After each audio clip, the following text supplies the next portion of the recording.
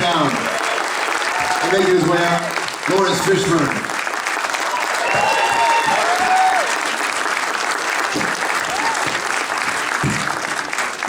So again, I'll ask you a couple, and if you have questions, just put your hand up, we'll find you, and away we go. We'll start with the filmmaker. I mean, what's it like watching it back amongst? It's a great ride, man. To see it with an audience, that's what you make films for, right? This type of experience, seeing it with people who enjoy movies. You know, an Ontario boy watching a packed crowd. Yeah, I mean, half of them in my family. Whatever, it's cool, right? I mean, most actors or family don't like them so much. It really is, but no, it's great. You know, it's great. Anytime I can come back here, and I always say my family can enjoy some of the. You know, I live in LA, so they don't get to really enjoy a lot of the stuff with me. So anytime I can bring them along for the ride, it's pretty great. That's awesome, Laurence. Choices, right? This job's about choices. Yeah. What was it about this that you thought, I'm making this picture up? I read it. I said to Jeff after I read it, I was like, I think I've seen movies like this, but I haven't seen this movie before. Like, for some reason, I wanted to come work in the snow. I don't know.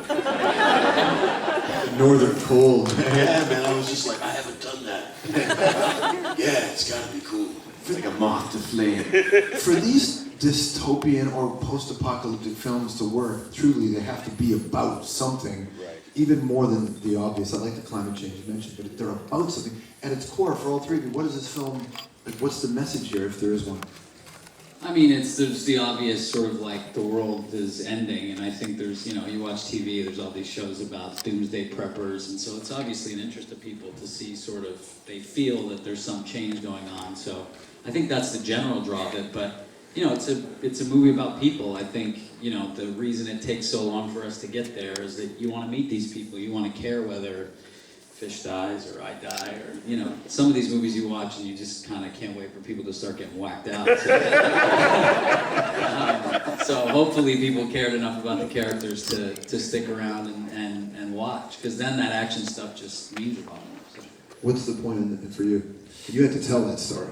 Yeah, of course. I mean, you know, it's sort of a cautionary tale, I suppose. You know, two-part.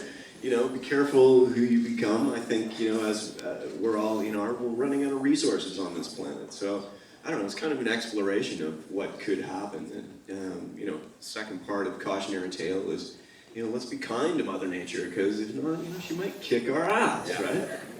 And for you, Laurence? I think it goes to the humanity of all of us, and what is it that breaks us down? You know, like what are the things that we lose that suddenly, you know, we throw all the rules out. You know, what is it that takes us to that place? I think that's the theme that I resonate the most with. For most people, it doesn't take that long for the structure to break down, right? No. I mean, how close to you guys? Like, there's no beer. What? It's over. You guys have questions out here for the filmmakers? You raise your hand and we'll sort of spot you. Anybody in the front row, or just holler it out. Right here. Just go ahead. I just wanted to know, how do you prepare for such a dark role? How do you put yourself into that position and ignore the camera and ignore everybody around you and kind of just do what you do? It was an amazing movie. The question is, how do you prepare for a role like this? The darkness of it. Well, I've always ignored the camera. It's really, you know, there's lots of cameras here right now. There's people shooting me. I'm ignoring the shit out of all of them. You know, my focus must be you. And the climate and everything that Jeff and his team of people put together for us, the environment, for example. What was it? How many block size did you guys have? They had ground up blocks and blocks of ice. So we were actually standing on stuff that was cold. So it wasn't hard to play cold and wet and nasty and funky. It was, you know, they hooked us up.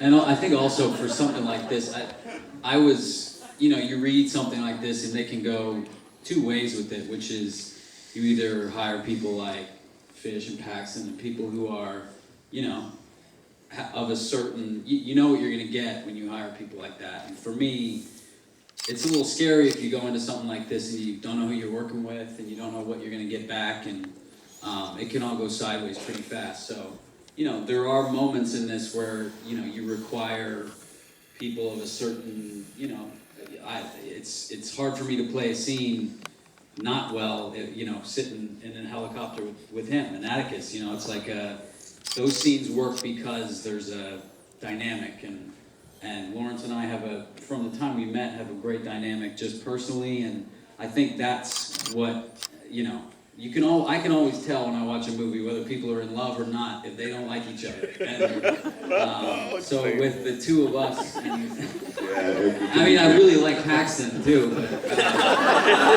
love Lawrence. Yeah, seriously. But I love Lawrence, So, but no, I think, in order for this movie to be elevated from just a genre kind of thriller, you need the right people, and I think Jeff kind of did a good job of putting the right kind of people together. So that to me is why it worked. Yes, hopefully there are not too many people that were really method about this, because that would be a tough movie to be method about. The assemblage of, casting is key, because you have to believe that these people would get along in the most dire circumstance. It's hard to say, did you get the cast you wanted? Did the dynamic? Everyone except for me. Yeah, everyone? Yeah. I was like 3 down the list. No, I always knew, I've been tracking Kevin for a while, and I always wanted a hero in this movie who wasn't already a hero. I wanted to see somebody with some innocence and who's a bit fragile, kind of eventually rise to the occasion, and that's why I chose Kevin, and that's why Kevin worked so beautifully. And Lawrence, he's just got, look at this guy. He's got a presence, man. Look at this. He walks into a room, he commands a room, and that's what we wanted for a leader in Briggs, but also, somebody who with a softness and a warmness. And look at this guy. He's just so cuddly. Look at this. Look at this. He's married, Jeff. Questions out here? Yes, miss, go ahead.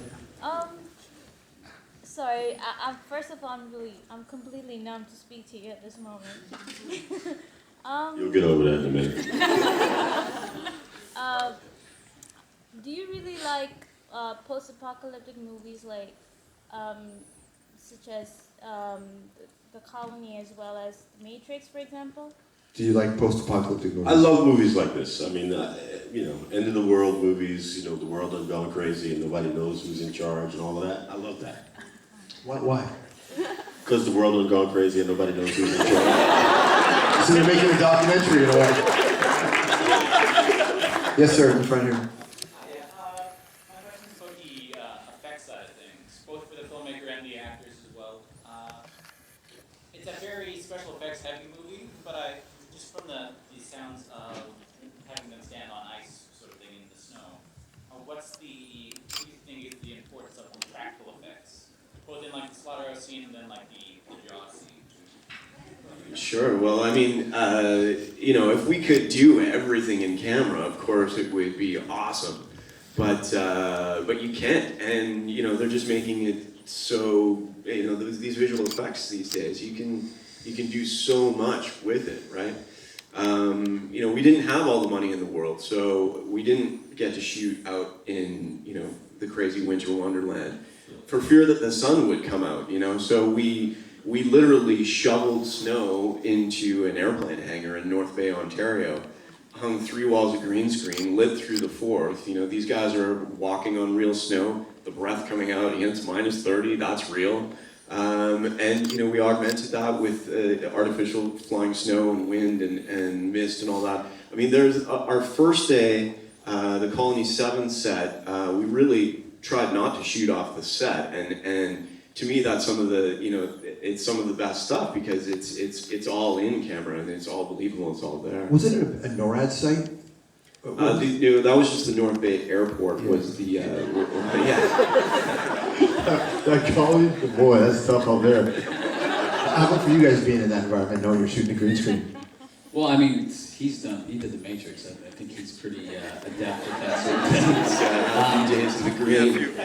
I think as an actor, it's, there's a certain part of it that is always kind of make-believe. You have to... Yeah, it is make-believe. When there's, I always say there's, whether you're doing a love scene or an action scene like this, there's always 75, kind of overweight farting guys within 3 feet of you. So That was good. Yeah, they're playing on their cell phone. So the novelty of ooh, I'm in this is, unless you're really focused in on what you're doing, is, that's part of the job, is that it's never really that focused. It's not theater, there's always people around, there's always distractions. And so if you have to look at a green screen rather than an actor or than a big scene in front of you, it's sort of, that's part of the gig. You got to be able to do that stuff. So. Well, I imagine, this type of, when you're working as an actor with visual effects and it's just green screen, it's environmental, as opposed to, I've got to create an eye line with some CG monster.